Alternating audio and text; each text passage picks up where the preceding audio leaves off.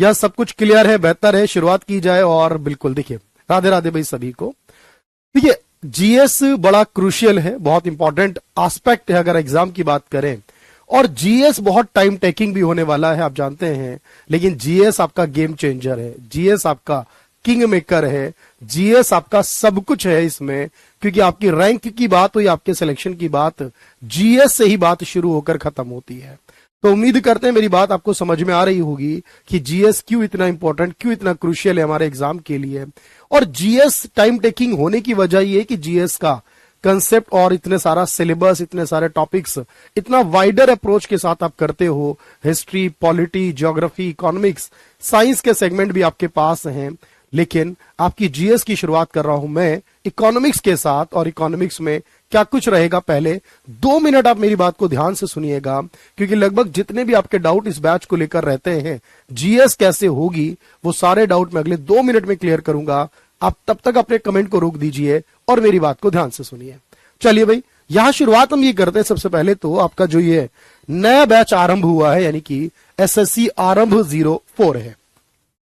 यहां पर बात याद रखनी है सबसे पहले तो, क्योंकि आपका एक सवाल ये रहेगा सर कि हमारे कौन कौन से एग्जाम्स कवर होने वाले। तो मैं आपको कहूंगा, हर एक एग्जाम जो भी आपका वन डे एग्जाम रहता है, अगर आप तैयारी कर रहे हो किसी भी एसएससी एग्जाम की या एसएससी एग्जाम के ही लेवल पर आने वाले किसी एग्जाम की, जैसे कि चाहे आपका कोई रेलवे का एग्जाम है और अगर आप उसकी तैयारी अलग से नहीं कर रहे तो यहां पर भी हो सकती है। अगर आप कोई कांस्टेबल या एसआई का एग्जाम है, कोई भी राज्य के स्टेट लेवल का कोई एग्जाम जो कि एसएससी लेवल तक का होगा, सीजीएल, सीएचएसएल, एमटीएस, स्टेनोग्राफर, इस लेवल के क्वेश्चंस अगर रहते हैं तो ये पूरी तरह से कवर हो जाएगा। All one day exams cover होंगे।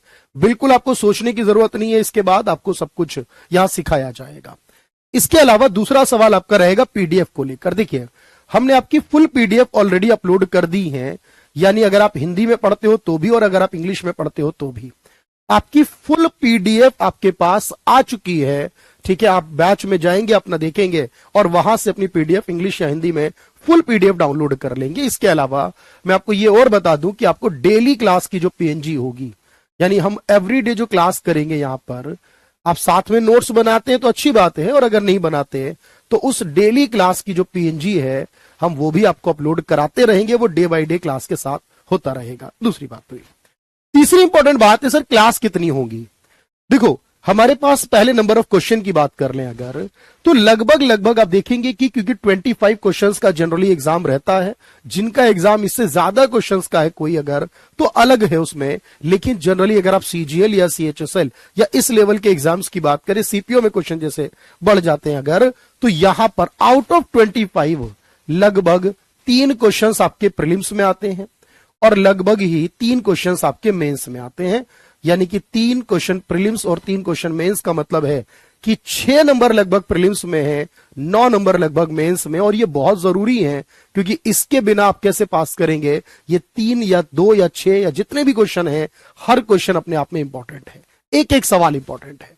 और लगभग मैं आपको बताऊं, यहां मैं आपको 30 क्लास देने वाला हूं, एक ऐसा कंसेप्ट जिसके अंदर 30 क्लासें होंगी और इन 30 क्लास के अंदर लगभग यहां पर इकोनॉमिक्स के रिलेटेड 20 टॉपिक के आसपास होंगे।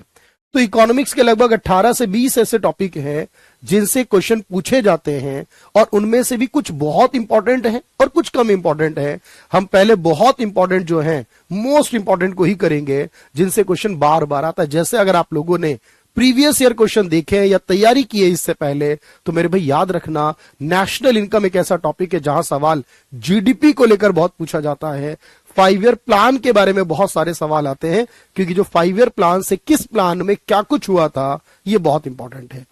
इसके अलावा देखो, याद रखना, अगर आप बात करें प्रैक्टिस की, तो हम यहां हर क्लास में थोड़ी प्रैक्टिस भी आपको ऐड करा कर देंगे। क्योंकि होता यही है कि अगर आप प्रैक्टिस भी करते हो साथ में, कुछ प्रीवियस ईयर क्वेश्चन का जब एनालिसिस करते हो, तो आपको यह समझ में आता है कि क्वेश्चन पूछने का तरीका क्या एग्जामिनर का।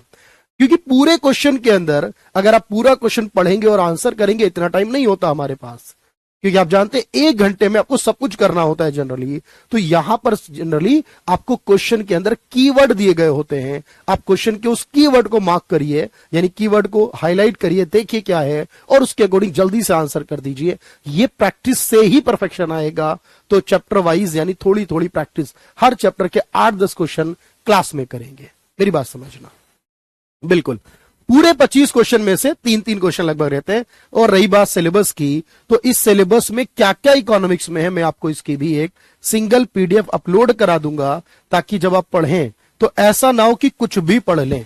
क्योंकि देखो वक्त की कमी हमारे पास होती है एग्जाम की अगर हम बात करें, क्योंकि हमें बहुत कुछ पढ़ना है, मैथ, रीजनिंग, इंग्लिश और उसके बाद जीएस के इतने सारे सेगमेंट। तो पहले ये बात सोचिएगा, ये जीएस की क्लास है, इकोनॉमिक्स की क्लास नहीं है।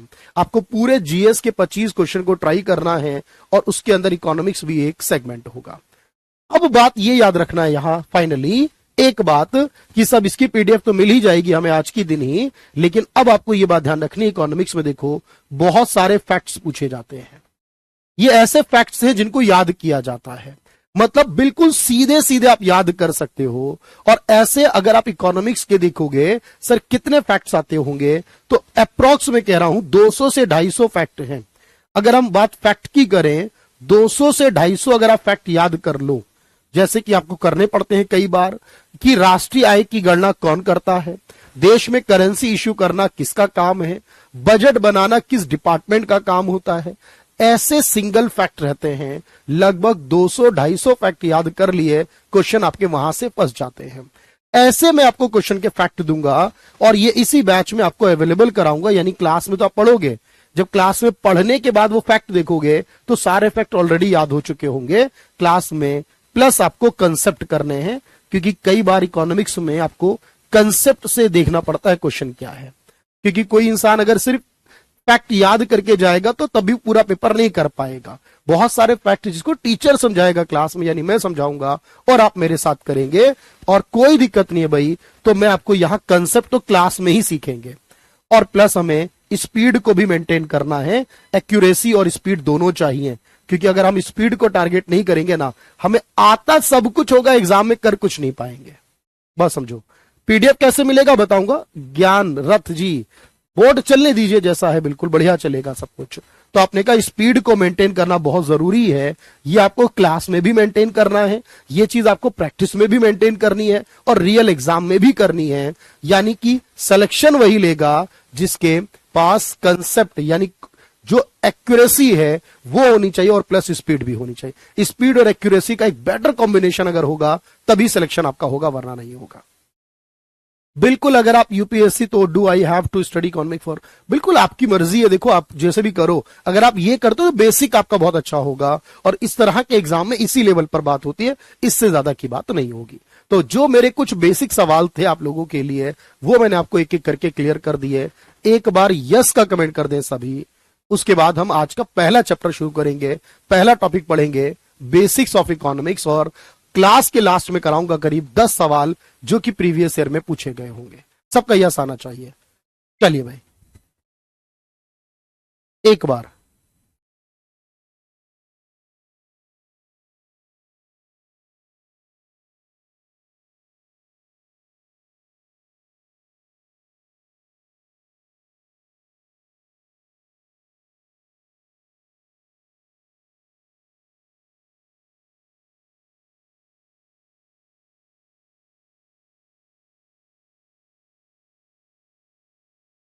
तो सारी क्लासेस आपके पास लाइव होंगी, बिल्कुल सारा कवर होगा, और यहां पर नोट्स का एक कॉलम रहता है। इको की शुरुआत करते हैं और चलिए भाई, देखो मैं एक ही बात कहूंगा।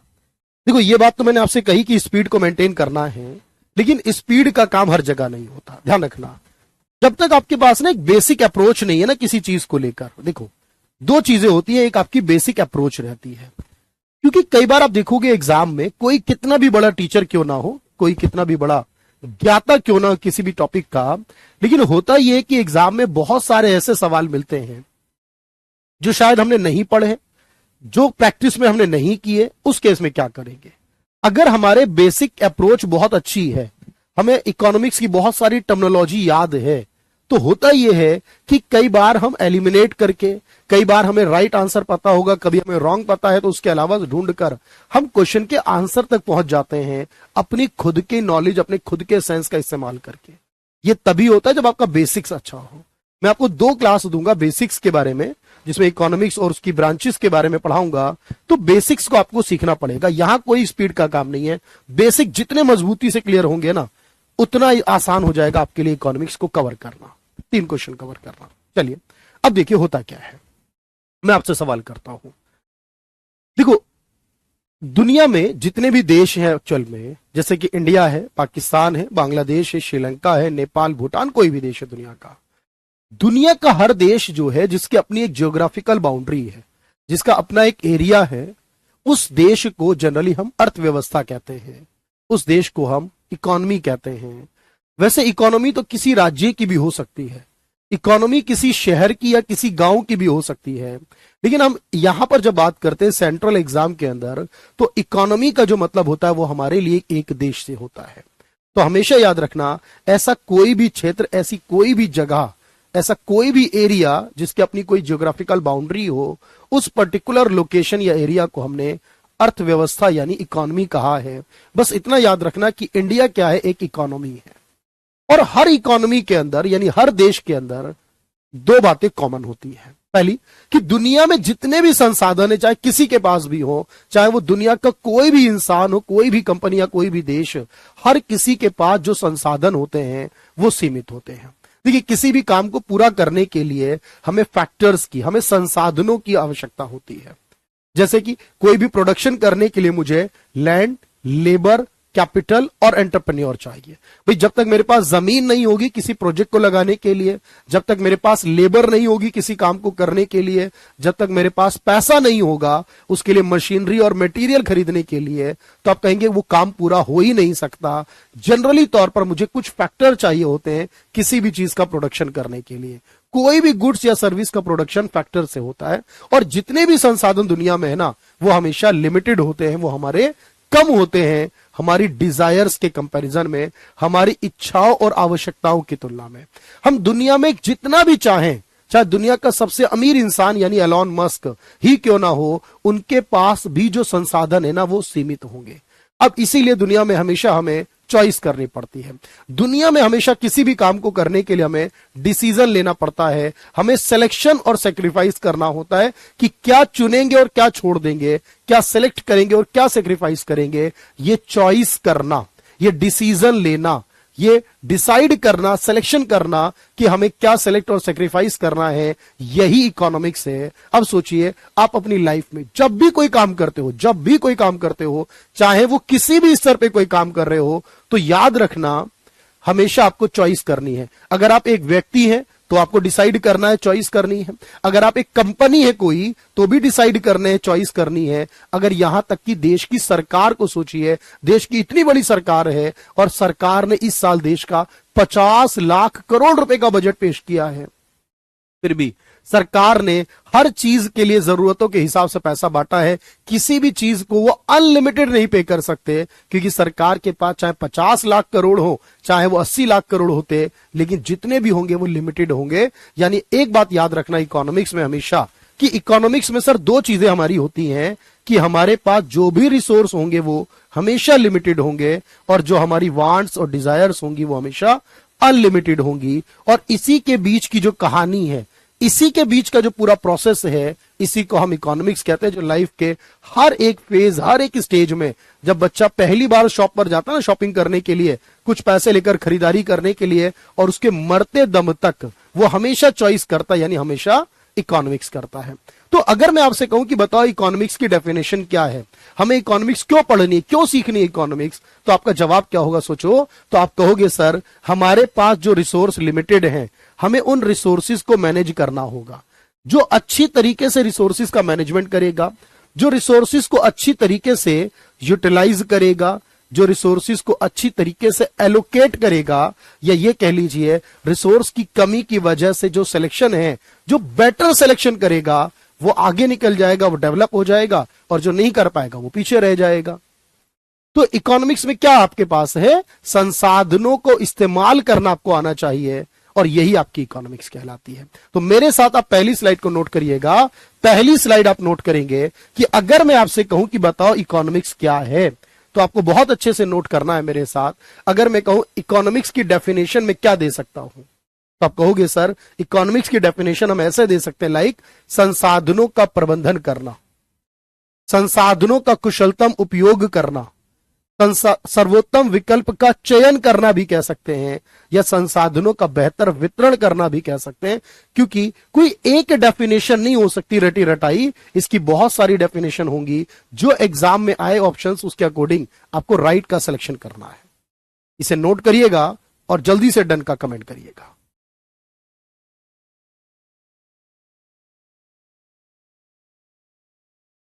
तो हम इकोनॉमिक्स को ऐसे डिफाइन कर सकते हैं, मैनेजमेंट ऑफ रिसोर्स करना भी कह सकते हैं, ऑप्टिमम या एफिशिएंट यूटिलाइजेशन ऑफ रिसोर्स भी कह सकते हैं, सिलेक्शन या चॉइस ऑफ बेस्ट ऑल्टरनेट भी कह सकते हैं, या बेटर एलोकेशन या डिस्ट्रीब्यूशन ऑफ रिसोर्स भी कहेंगे। ये कोई भी डेफिनेशन इसमें हो सकती है। क्लास लाइव है, दीपक मेरे भाई, सुखदेव यादव, आशा शर्मा, एवरीवन जल्दी से। तो आज हमारी है 10 मार्च 2025 और सुबह के 10 बजकर लगभग 18 मिनट का समय हो रहा है, और आपका काम है जल्दी से मेरी बातों को सुनना और उसको नोट करना। चलिए भाई दीपक, बिल्कुल मैंने आपकी बात बता दी है, और बताना भाई मुझे संसाधनों को मैनेज करना। तो इकोनॉमिक्स की क्लास एवरीडे होगी सुबह 10 बजे, ठीक है। चलो, तो ये आपके पास है। अच्छा, अब मैं आपसे सवाल कर रहा हूं, मेरे सवाल का जवाब देते हुए चलना साथ में। अगर मैं आपसे ये कह रहा हूं कि बताओ इकोनॉमिक्स क्यों आई दुनिया में, तो क्या कारण है इकोनॉमिक्स के आने का? क्या नहीं होता तो इकोनॉमिक्स नहीं होती? बताओ ध्यान से। तो आप कहोगे सर अगर संसाधन सीमित नहीं होते, अगर इच्छाएं असीमित नहीं होती, यानी संसाधनों की कमी नहीं होती, संसाधन स्केयर नहीं होते। अगर मैं कहूं कि मेरे पास बहुत सारे ऑप्शन ही ना होते, यानी किसी एक संसाधन के वेरियस यूज ही ना होते, तो फिर तो एक ही जगह यूज होता, फिर मुझे चॉइस भी नहीं करनी पड़ती। संसाधनों का यूज होना, सर बिल्कुल कमेंट आ रहे हैं और आप अपने क्वेश्चन पूछ सकते हैं, और क्लास लाइव रहेगी सारी की सारी। और मेरी बात ध्यान से सुनना, अब मैं आपसे कहता हूं, तो अगर मैं आपसे कहता हूं बताओ मुझे कि वाई इकोनॉमिक्स एमर्ज, क्यों आई इकोनॉमिक्स, क्या जरूरत है इकोनॉमिक्स की? तो देखो ये क्वेश्चन आपसे बिल्कुल सीधे सीधे पूछेगा एग्जामिनर। तो मेरे भाई याद रखना, हम ये कह सकते हैं इकोनॉमिक्स आई इस वजह से क्योंकि संसाधन सीमित है और इच्छाएं असीमित है। बताओ, सब कुछ मिलेगा आपको बहुत ध्यान से, या मैं कहूं संसाधनों की कमी या दुर्लभता है। देखो संसाधन कम है ना इच्छाओं की तुलना में, या मैं कहूं संसाधनों के विभिन्न या वैकल्पिक उपयोग हैं, क्योंकि जब संसाधनों के बहुत सारे उपयोग हैं तो इसका मतलब यह हुआ कि मैं उसे एक जगह चुनूंगा और बाकी जगह छोड़ दूंगा। तो अगर यह पूछे कि बताओ इकोनॉमिक्स का संबंध किससे है, इकोनॉमिक्स के ओरिजिन का कारण क्या है, बताना भाई। अविनाश राजपूत बिल्कुल आएगा तो पढ़ेंगे आप कमेंट भी, बताना मुझे। तो संसाधनों का सीमित होना और इच्छाओं का असीमित होना, चाहे दुनिया में कोई भी हो। मैंने कह दिया एलॉन मस्क या उनसे भी अमीर कोई आ जाए अगर दुनिया में, चाहे कोई भी हो दुनिया में, देश, कंपनी या कोई व्यक्ति, हमेशा संसाधन सीमित ही होंगे। तो संसाधन सीमित होंगे, इच्छाएं असीमित होंगी, यानी संसाधनों की कमी या दुर्लभता होगी, या कह लो कि संसाधनों के बहुत सारे और वैकल्पिक उपयोग होंगे। इस वजह से आपने कहा सर इकोनॉमिक्स का ओरिजिन हुआ, वरना इकोनॉमिक्स नहीं होती। जब हम एग्जाम में पढ़ते ना, स्कूल में पढ़ते, याद रखना एनसीईआरटी पढ़ते ना जब हम लोग, तो एनसीईआरटी में भी ना पहले ये पॉलिटिकल साइंस में पढ़ाया जाता है, बाद में इसे क्या किया जाता है सर, इकोनॉमिक्स 9th क्लास से शुरू होती है, उससे पहले नहीं होती है। 9th क्लास से इकोनॉमिक्स शुरू होती है, याद रखना, संसाधन सीमित होने की वजह से। अच्छा, अब मैं आपसे सवाल करता हूं, बताओ इकोनॉमिक्स का फादर कौन है? अब मैं आपसे सवाल कर रहा हूं, बताओ कि एग्जाम में पूछेगा फादर ऑफ इकोनॉमिक्स या फादर ऑफ मॉडर्न इकोनॉमिक्स, बताना भाई मुझे। अगर मैं कहूं फादर ऑफ इकोनॉमिक्स या मॉडर्न इकोनॉमिक्स, इसमें कोई अंतर नहीं है। कई बार हम सोचते हैं शायद मॉडर्न का फादर कोई और होगा इसलिए। तो मेरे भाई अगर पूछे कि फादर ऑफ इकोनॉमिक्स या मॉडर्न इकोनॉमिक्स, हिंदी में कहूं अर्थशास्त्र या आधुनिक अर्थशास्त्र का जनक, तो अर्थशास्त्र या आधुनिक अर्थशास्त्र का जनक, तब देखिए किसका नाम लिखा जाएगा।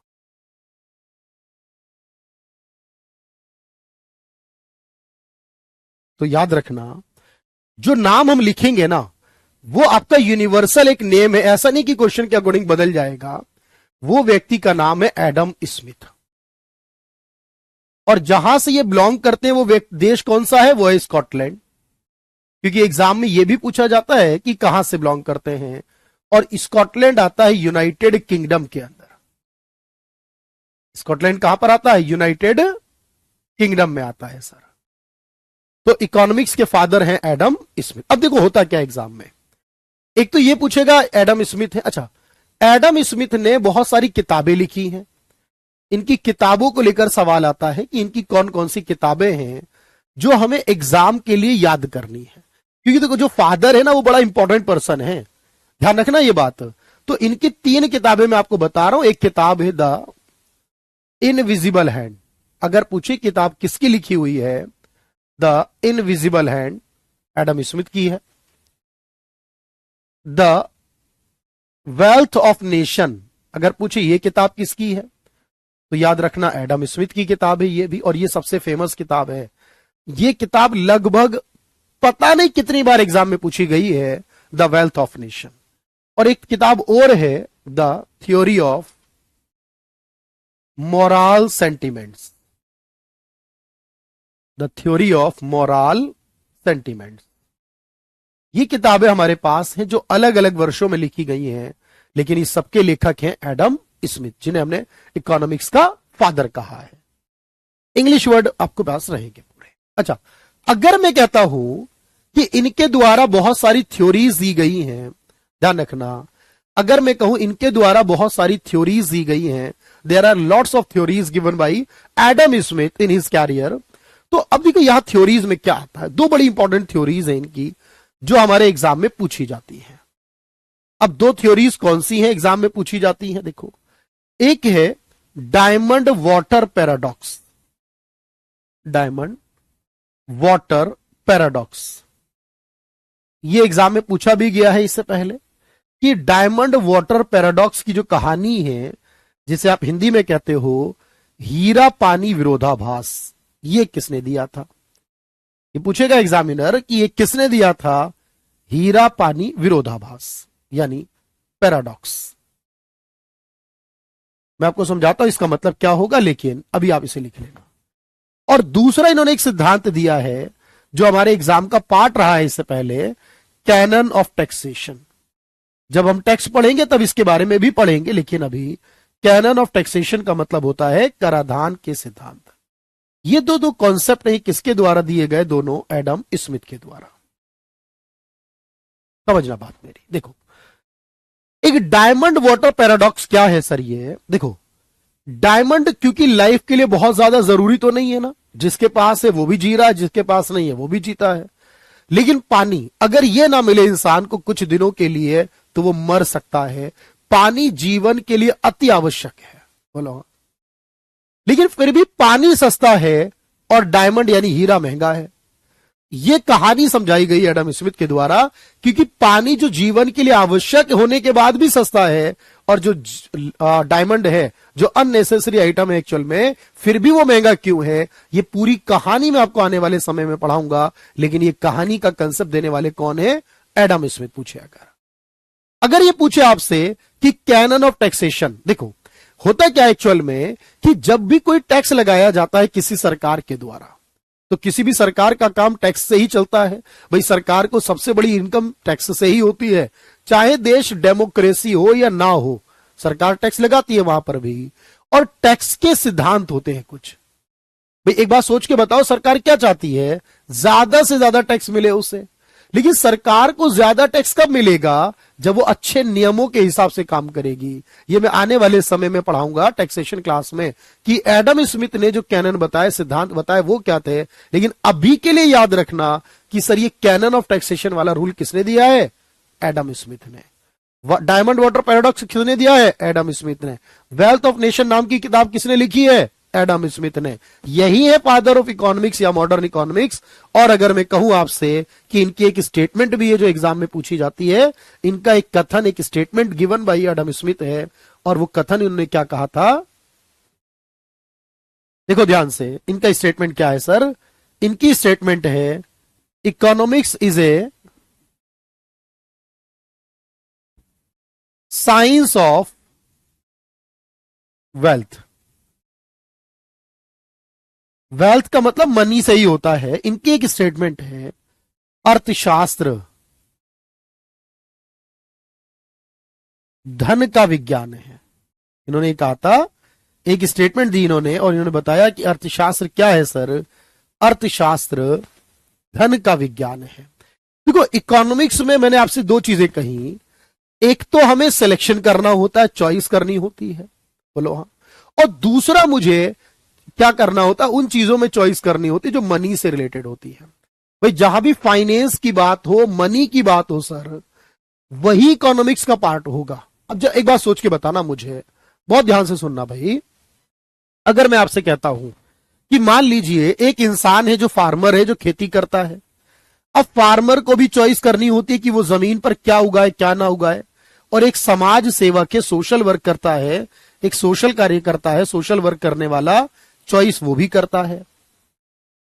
तो मुझे एक बात सोच के बताना, जब फार्मर कोई काम करेगा तो उस काम को बोलेंगे इकोनॉमिक एक्टिविटी, यानी आर्थिक कार्य। बहुत ध्यान से सुनना, जब फार्मर कोई काम करेगा तो उस काम को बोलेंगे इकोनॉमिक एक्टिविटी।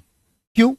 क्योंकि जो भी खेती करेगा, जो भी उत्पादन करेगा, हम उसको धन में बता सकेंगे, मुद्रा में बता सकेंगे, पैसे में बता सकेंगे। बोलो हाँ या ना। और जब हम कोई सामाजिक काम करेंगे तो इसे बोलेंगे नॉन इकोनॉमिक एक्टिविटी, क्योंकि जब समाज के लिए काम करेंगे तो इसका मतलब यह है कि उसमें हम धन से जुड़ी बात नहीं करेंगे, समाज की अच्छाई के लिए काम करेंगे, इसमें धन का संबंध नहीं होगा। जबकि जब किसान खेती करेगा तो उसमें धन का संबंध होगा। यानी अगर मैं इकोनॉमिक्स की बात कर रहा हूं आपसे, तो मुझे बताओ क्या आ रहा है सर इसमें? तो इकोनॉमिक्स में क्या होगा, स्पेशली वो चीजें जो धन से जुड़ी है, या तो उसकी बात करोगे या बात चॉइस की करोगे। जैसे मैं कह दूं एग्जांपल के लिए, एक इंसान बिजनेस करता है। अब बिजनेस करने वाला जो इंसान है वो कैसे एक्टिविटी करेगा? और अगर मैं कहता हूं कि भाई मान लीजिए अभी है ना, रमजान का महीना चल रहा है, लोग रोजे रख रहे हैं। अब ये जो रोजा या फास्ट रख रहे हैं, फास्ट क्या है? ये एक रिलीजियस एक्टिविटी है, रिलीजियस काम है भाई, करना है करो, नहीं करो, ये एक रिलीजियस एक्टिविटी है, रिलीजियस वर्क है। अब मैंने कहा लोग रिलीजियसली कोई वर्क करते हैं मान लो, तो वो नॉन इकोनॉमिक है।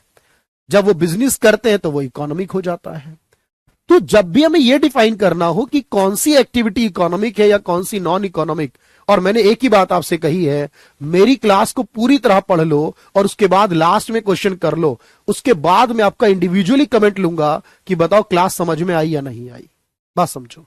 अगर मैं ये कहता हूं कोई भी एक्टिविटी, कोई भी काम, चाहे वो बिजनेस करना हो, चाहे वो खेती करना, चाहे मैं लेबर बन के कोई सर्विस देना हो, अगर कोई काम हो रहा है जो मनी से जुड़ा हुआ है तो उसे बोलते हैं इकोनॉमिक, यानी आर्थिक। और जो काम ऐसा है जो धन से जुड़ा हुआ नहीं होता, जिसके संबंध में आप मनी से कनेक्ट नहीं कर पाते, जैसे कि मान लीजिए मैं पढ़ा रहा हूं, ये इकोनॉमिक है। मैं अपने बेटे को पढ़ाऊं, अपनी बेटी को पढ़ाऊं, तो वो नॉन इकोनॉमिक होगा। बहुत ध्यान से मेरी बात समझना। तो अगर मैं आपसे कहूं कि बताओ इकोनॉमिक्स प्राइमरी डील विद, ध्यान रखना भाई, मैं एक नोट करके लिख रहा हूं, यह सवाल बहुत रिपीट हुआ है एग्जाम में। Economics primarily deals with. देखो जब भी सवाल पूछेगा कि वो मुख्यतः किससे संबंध रखता है, तो आपने एक बात याद रखनी है, या तो चॉइस से या फिर मनी से। ध्यान रखना, चॉइस करने से या मनी से, मुद्रा से, धन से, हमेशा इन दोनों की बात होती है इसमें। अर्थशास्त्र मुख्यतः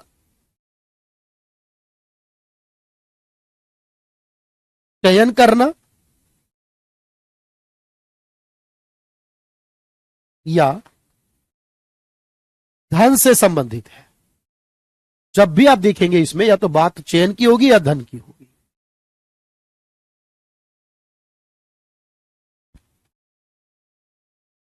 बात समझ में आ रही है? मेरा नाम जानना था भाई, बिल्कुल बताऊंगा, क्लास के बाद में बता दूं, अभी बता देता हूं। चलो, सुखदेव, अविनाश, आगम, एवरीवन। देखिए, मेरा नाम है मोहम्मद राशिद। मैं आपके लिए इकोनॉमिक्स में डील करूंगा आपके साथ। बस जो मैं कह रहा हूं बस उसको करके चलिए। कंफर्म, बिल्कुल पक्का, एक भी सवाल मिस नहीं होगा। और 200-250 फैक्ट ऐसे दूंगा आपको बाद में अलग से, जो आप क्लास में पढ़ने के बाद देखेंगे तो यूं ही आज आपको याद हो जाएंगे। ऑल क्लासेस का शेड्यूल आएगा आपके पास। जीएस की क्लास जो है आपकी, पहले इकोनॉमिक्स चलेगी, फिर उसके बाद और क्लासेस शुरू हो जाएगी। चलिए भाई, तो डायमंड वाटर पैराडॉक्स है, कैनन ऑफ टैक्सेशन है, इकोनॉमिक्स एक साइंस ऑफ वेल्थ है, और ये मुख्यतः डील करती है तो चॉइस से या मनी से। राम राम भाई सभी को। चलिए,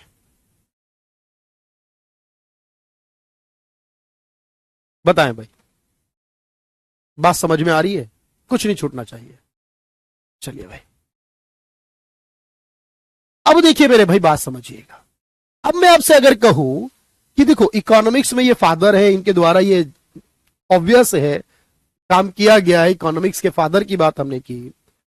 यानी अगर मैं आपसे ये कह दूं कि जो इकोनॉमिक्स के जन्मदाता है वो कौन है, तो आपको याद रहेगा। अच्छा, अगर मैं आपसे ये कहूं कि देखो, जितनी भी एक्टिविटी मैंने आपको बताई, जो भी काम मैंने आपको बताया, अगर कोई भी काम ऐसा है जो मुद्रा से जुड़ा है तो उसे क्या कहोगे?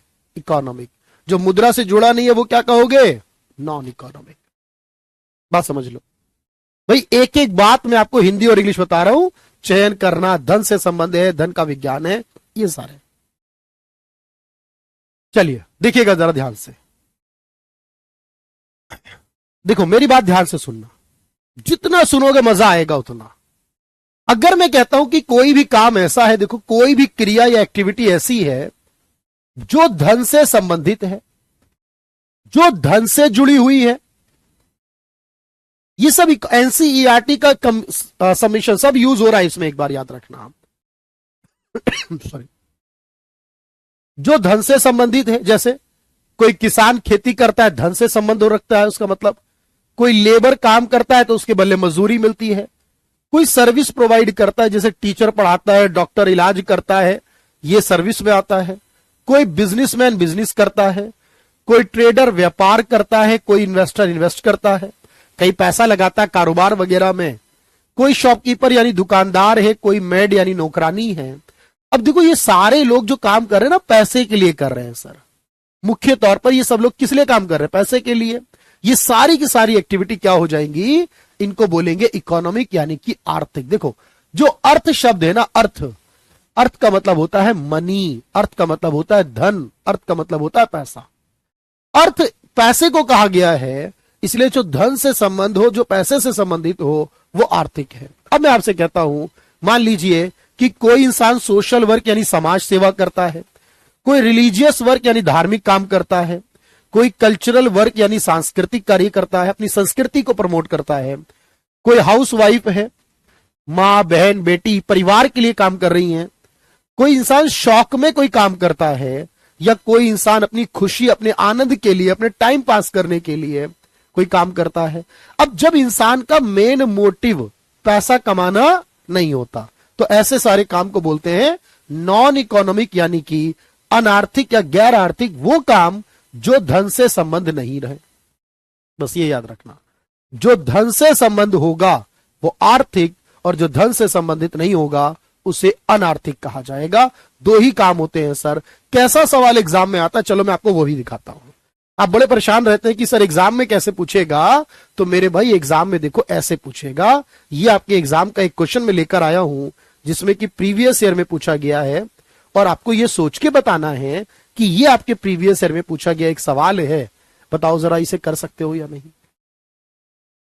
देखो जरा, देखो, अब पैसा लगता जरूर है, पर वो जो मेन मोटिव वो पैसा नहीं होता। भाई धार्मिक काम जो करते हैं उसमें पैसा खर्च होता है हमारा, लेकिन उसका मकसद पैसा कमाना थोड़ी होता है। खर्च तो होता है, खर्च करना अलग बात है।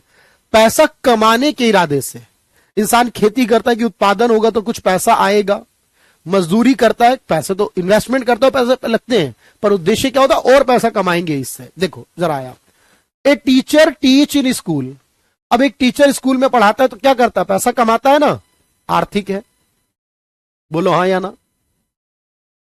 एक गार्डनर वर्क इन गार्डन, एक गार्डन माली है, बगीचे में काम करता है तो पैसा कमाएगा, उसके बदले आर्थिक है, जो भी सैलरी मिलेगी उसे। एक मां अपनी बच्ची को होमवर्क में मदद करती है, अब जब बच्ची को मां होमवर्क में मदद करती है तो वो गैर आर्थिक है, ठीक है। एक डॉक्टर इलाज करता हॉस्पिटल में तो पैसे लेगा, उसके भी आर्थिक है।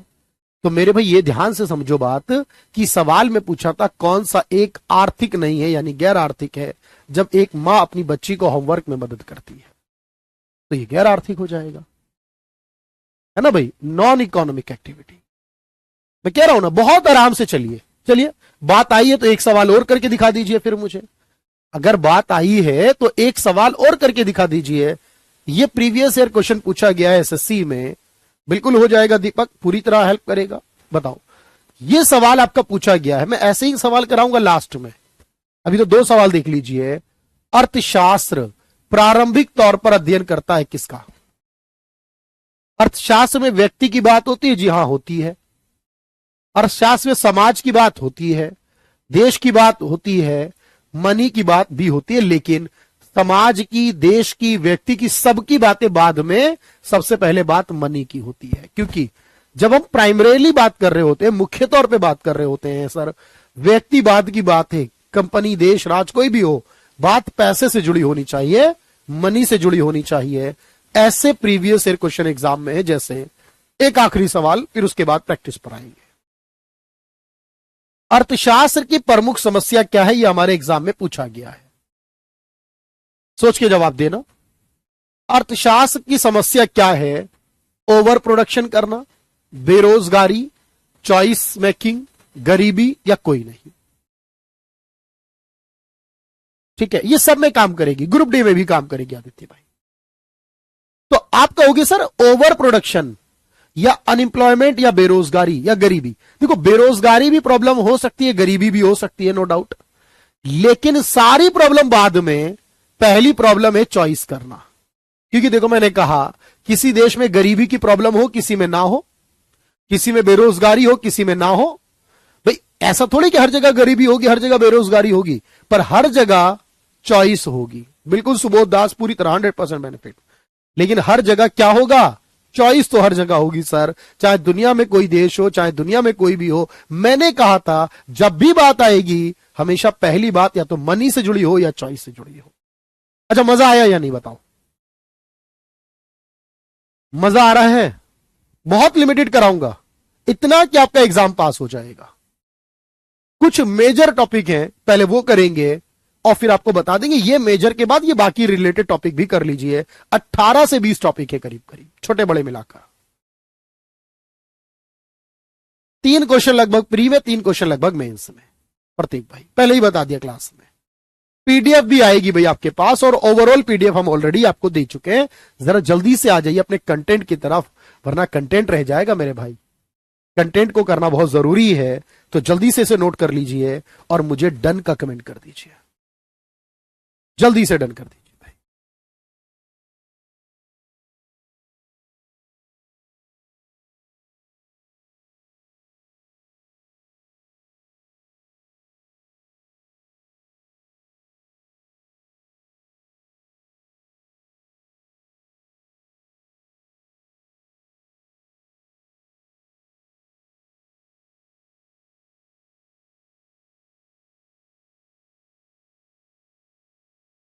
चलिए भाई, थैंक यू। बिल्कुल, मैंने इतने एग्जाम्पल दे दिए ना कि अब इसके बाद कुछ भी आए तो बहुत बढ़िया। प्रतीक भाई वेरी वेरी गुड। पीडीएफ कहां मिलेगी? देखो, आपका जो ऐप है ना, उसमें एक जगह क्लास आ रहा होगा। देखो क्लास, क्लास के बराबर में नोट्स आ रहा होगा। आप नोट्स पे क्लिक करो, सारे नोट्स आपको मिल जाएंगे। क्लास, क्लास के बराबर में नोट्स आएगा, वहां आपको सारा कुछ मिलेगा। चलिए भाई आगे बढ़ते हैं सर, कुछ और बात सीखते हैं। बहुत बढ़िया से समझ में आ रही है सारी चीजें। अब देखो मैं आपको समझाऊं।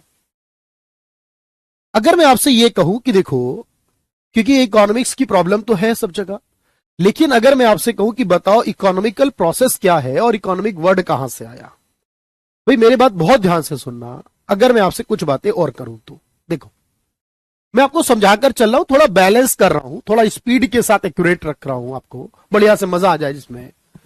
अगर पूछे कि इकोनॉमिक्स का ओरिजिनल शब्द कहां से आया, बहुत ध्यान से सुनो, ये जो इकोनॉमिक्स का ओरिजिनल वर्ड है कहां से आया बताओ। सुमन बिल्कुल पूछिए अपना डाउट। तो आपने कहा एक वर्ड है ओइकोनोमिया या ओइकोनोमोस, दोनों शब्द इस्तेमाल होते हैं, मुख्य तौर पर ओइकोनोमिया है। देखो ये ग्रीक भाषा का शब्द है, ओरिजिनल शब्द है ये इकोनॉमिक्स का, जिसमें ओइको का मतलब होता है किसी का घर, वहां की भाषा में घर होता है कोई। नोमिया का मतलब होता है मैनेजमेंट करना, कोई रूल, कोई नियम, कोई कानून, ऐसा ग्रीक भाषा में होता है। तो अगर मैं इकोनॉमिक्स वर्ड निकालूं तो वो ओइकोनोमिया बनेगा, और ओइकोनोमिया का मीनिंग पूछूं, यानी लिटरली मीनिंग ऑफ इकोनॉमिक्स या ओइकोनोमिया, ध्यान रखना, अगर पूछा जाए इसका शाब्दिक अर्थ क्या है, इकोनॉमिक्स या ओइकोनोमिया का शब्द क्या बना बताओ, तब फिर देखोगे शब्द बनेगा हाउस होल्ड मैनेजमेंट। बात तो वही आ गई ना, पहली लाइन क्या लिखी थी, मैनेजमेंट। इकोनॉमिक्स का मतलब है घर का, परिवार का, समाज का, देश का मैनेजमेंट करना, यानी देश के, समाज के, परिवार के संसाधनों का मैनेजमेंट करने से है। तो इसका ओरिजिनल शब्द क्या है, हाउस होल्ड मैनेजमेंट, ओरिजिनल शब्द है ये, ओइकोनोमिया का मीनिंग है। अच्छा, अगर मैं आपसे सवाल करूं, बहुत ध्यान से सोच के बताना, तो सर इकोनॉमिक प्रोसेस क्या होता है। देखो, अगर मैं इकोनॉमिक्स की बात कर रहा हूं और इसके प्रोसेस को समझा रहा हूं मैं आपको,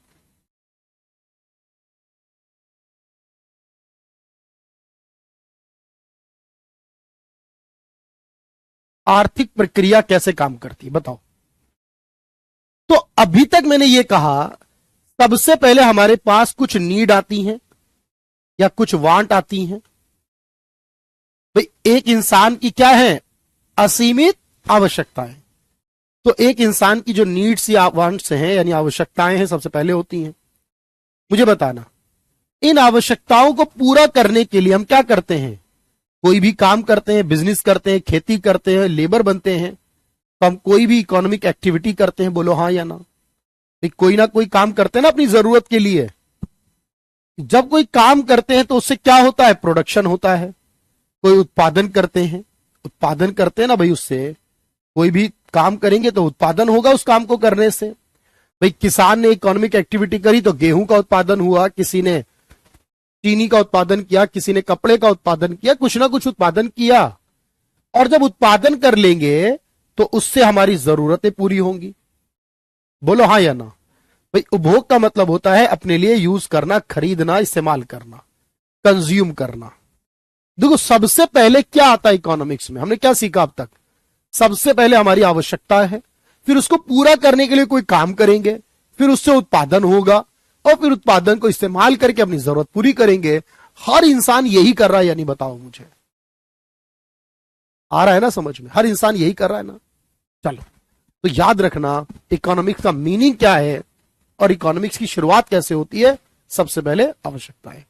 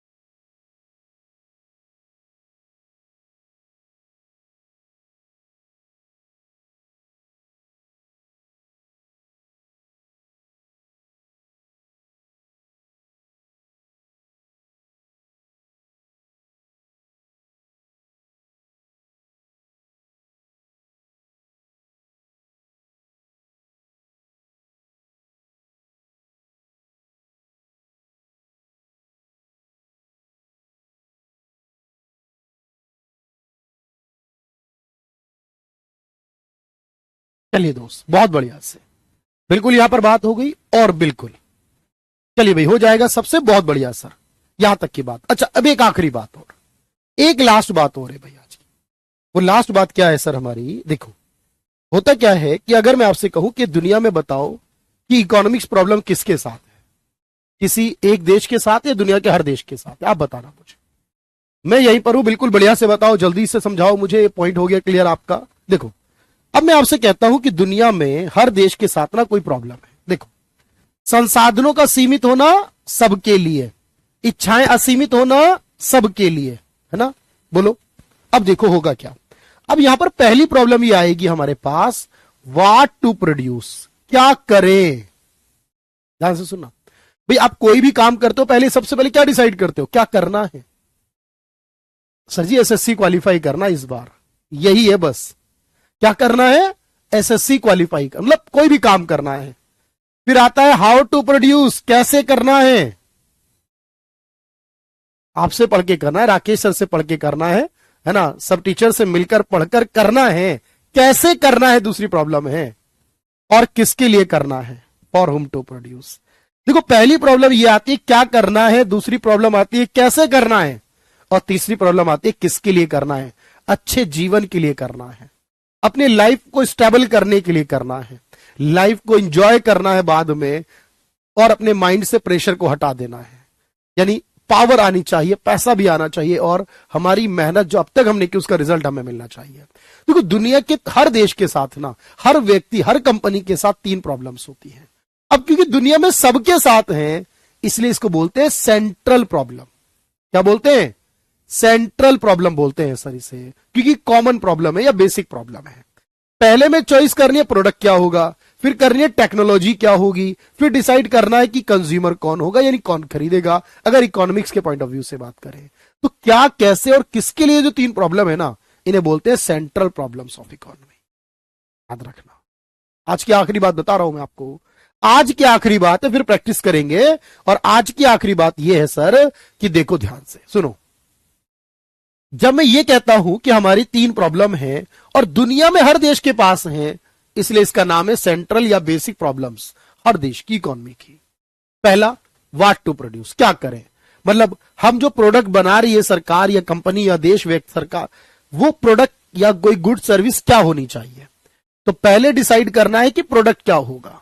बोलो हाँ भाई, कोई इंसान गेहूं का उत्पादन कर रहा है, कोई चावल का करेगा, कोई बाजरे का करेगा, किसी की टेक्सटाइल की इंडस्ट्री होगी, किसी की शुगर इंडस्ट्री होगी, किसी की कोई और इंडस्ट्री होगी, कुछ भी हो सकता है। दूसरा, कैसे करें। देखो, किसी भी काम को करने की दो मेजर टेक्निक्स होती हैं। पहला, या तो वो लेबर का इस्तेमाल ज्यादा करेगा, हो जाएगा भाई दीपक, बिल्कुल आराम से हो जाएगा, कोई दिक्कत नहीं है। तो मेरे भाई याद रखो कि या तो वो लेबर का इस्तेमाल ज्यादा करेगा या कैपिटल का। भाई या तो किसी काम में लेबर यानी मजदूर बहुत होंगे, या मशीन बहुत सारी होंगी। अगर मैं खेती की बात करूं इंडिया की, तो क्या लगता है आपको? सर इंडिया की खेती में लेबर ज्यादा, मशीन कम है। और अगर यही काम में किसी और बारे में बात करूं, इंडस्ट्री के बारे में बात करूं, तो इंडस्ट्री में पैसा, मशीन बहुत ज्यादा लगी है, पैसा बहुत खर्च हुआ है, लेबर कम है। तो किस टेक्निक से आपको आगे बढ़ना है, ये सेकंड प्रॉब्लम है। और फिर तीसरी प्रॉब्लम है कि वो प्रोडक्ट हमारा जो होगा वो कौन सा कंज्यूमर यानी किसकी नीड को सेटिस्फाई करेगा। चॉइस ऑफ कंज्यूमर कैटेगरी यानी उपभोक्ता का चयन करना। अब मुझे बताना, कब उत्पादन करें, कहां उत्पादन करें, ऐसी कोई प्रॉब्लम आई नहीं, बस ये याद रखना, कब और कहां करें ऐसी कोई प्रॉब्लम नहीं है। लास्ट इसको डन करिए, प्रैक्टिस कराता हूं जल्दी से, और फिर आप देखिए कि प्रीवियस ईयर में क्या क्वेश्चन बने हैं, आंसर क्या होना चाहिए। इसको डन करिए पहले।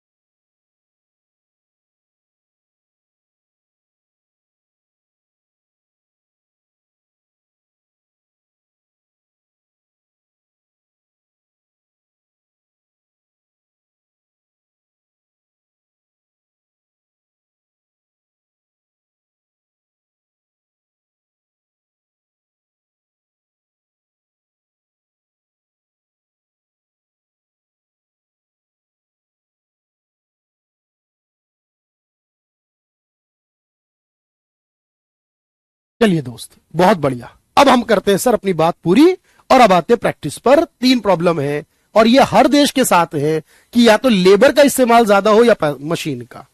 तो इस तरह की प्रॉब्लम को हम बोलते हैं सेंट्रल प्रॉब्लम्स। आ जाइए जरा जल्दी से, पूरी ईमानदारी से पढ़ना सवाल को और ध्यान से सुनना और सोच के जवाब देना। सवाल मेरा यह है आपसे कि कोई भी व्यक्ति को श्रमिक कब कहा जाएगा? एक व्यक्ति को श्रमिक कब कहा जाएगा? मेरे भाई लास्ट लेट ज्वाइन करा है पाल आपने, थोड़ा सा लेट कर दिया आपने, क्योंकि जब तक शुरुआत से नहीं करोगे तो काम नहीं चलेगा। लेट नहीं करना है किसी को क्लास में, क्लास टाइम पर शुरू करनी है, क्योंकि क्लास एक दूसरे से कनेक्टेड होती है। पिछला कंसेप्ट भूल गए तो फिर आगे कुछ नहीं होगा। चलिए बताइए, ज्ञान रथ भाई चलने दीजिए। चलो, अगर मान लो मैं कह रहा हूं कोई चित्रकार अपने आनंद के लिए काम कर रहा है, तो कैसा होगा अपने आनंद के लिए? गैर आर्थिक। कोई बुक पढ़ रहा है एज ए हॉबी, शौक के तौर पर, तो कैसा होगा? गैर आर्थिक। कोई मदर अपने पुत्र को पढ़ा रही है, तो कैसा होगा? गैर आर्थिक। सर इसमें एक होगा जब कोई संगीतज्ञ सुविधा निधि यानी पैसे के लिए काम करेगा, तब वो होगा आर्थिक। अब आप मुझे सोच के बताना, इंसान को लेबर कब कहूंगा? जब वो कोई गैर आर्थिक काम करेगा या आर्थिक काम करेगा? तो ये बात समझ में आ रही है सर? लेबर वही होगी जो आर्थिक काम करेगी, जो इकोनॉमिक वर्क करेगी, जो पैसे के लिए काम करेगी। जो पैसे के लिए काम नहीं कर रहा उसे हम क्यों कहेंगे आर्थिक? वो गैर आर्थिक है। बात समझ में आई हो तो यस कहना।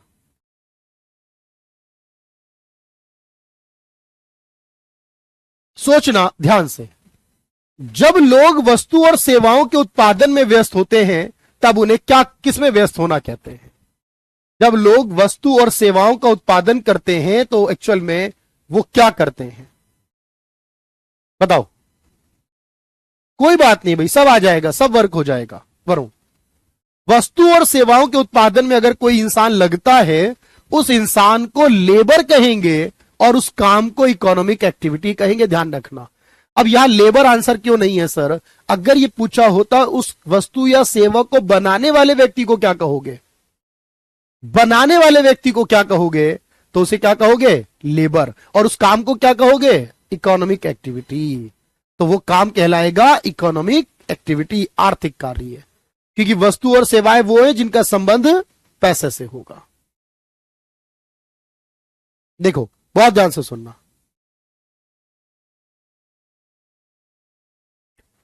अर्थशास्त्र की बेसिक प्रॉब्लम्स क्या हैं, मूल समस्याएं क्या हो सकती हैं? देखिए समस्याएं बहुत हैं, लेकिन मूल समस्या चुन के बताइए, ढूंढ के बताइए मूल समस्या क्या है।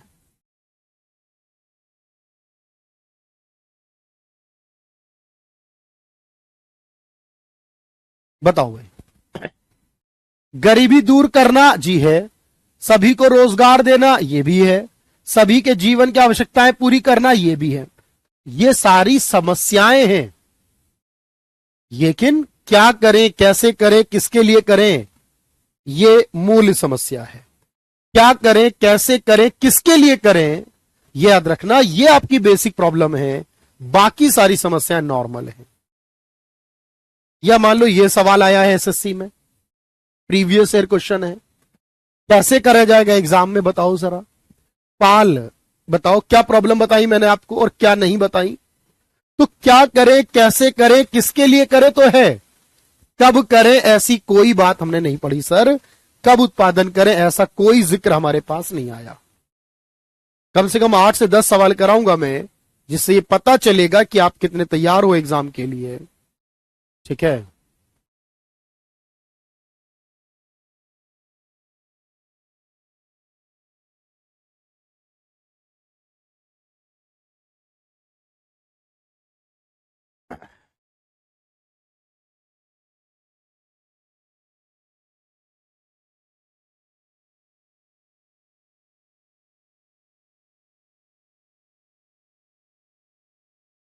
देखो मेरे आखिरी 2 सवाल के जवाब देना, ये वाला सवाल का जवाब देना। अर्थशास्त्र में हमें चयन क्यों करना पड़ता है? चयन क्यों करना पड़ता है, सोच के बताना। चयन क्यों करना पड़ता है? मतलब हम चॉइस कर रहे होते हैं ना, उसकी वजह क्या बताई मैंने आपको? सोच के बताओ। क्यों आती है चयन की समस्या? आपको कुछ नहीं करना इसके अलावा। मयंक, नितिन, मेरे भाई, यहां जो कुछ पढ़ाया जाएगा वो सब इस तरीके से पढ़ाया जाएगा, आपकी एनसीईआरटी पूरी हो जाए, आपका एसएससी एग्जाम पूरा हो जाए, उस लेवल का। आपको अलग से कुछ नहीं पढ़ना है, सिर्फ क्लास करनी है ध्यान से। तो मेरे भाई देखो, क्योंकि संसाधनों के बहुत सारे उपयोग हैं। अब क्योंकि जब किसी चीज के वैकल्पिक मतलब बहुत सारे उपयोग होते हैं, तो मुझे उस वैकल्पिक उपयोग के कारण चुनना पड़ेगा सर, क्योंकि अगर मैं वैकल्पिक उपयोग होंगे तो चयन भी तो होगा। जब वैकल्पिक उपयोग होंगे तो चयन भी होगा, और चयन होगा तो चयन करना पड़ेगा। आज का आखिरी सवाल कर दो, आज का आखिरी सवाल कर दो। क्या लगता है कौन कौन सा काम इकोनॉमिक्स में आता है? इनमें कौन कौन सा काम इकोनॉमिक्स में आता? बुक से भी पढ़ना, नहीं पढ़ना कुछ भी, सिर्फ जो नोट्स बनवाए जाएंगे वो नोट्स रिवाइज करने हैं, जो प्रैक्टिस करवाई जाए वो प्रैक्टिस करने। आज का आखिरी सवाल है, फिर मैं आपसे पूछूंगा बताओ आपने क्या क्या सीखा आज, तो आप कहोगे सारे सही है।